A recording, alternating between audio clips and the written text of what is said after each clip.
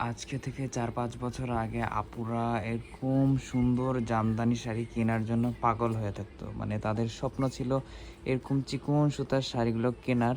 কারণ তখনকার সময় ২০৫০ বা ১৮৫০ এর শাড়িগুলো তারা বেশি নিতেন।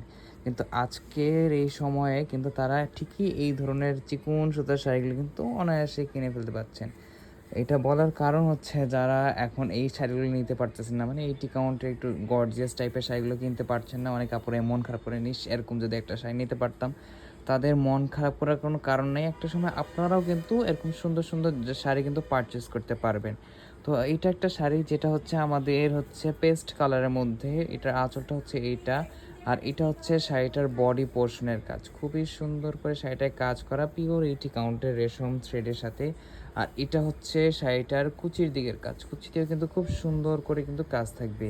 আর আমাদের এটা কিন্তু পিওর রেশম ফেব্রিকের মধ্যে কিন্তু পাচ্ছেন। তো যার এটা পছন্দ অর্ডার করে ফেলুন।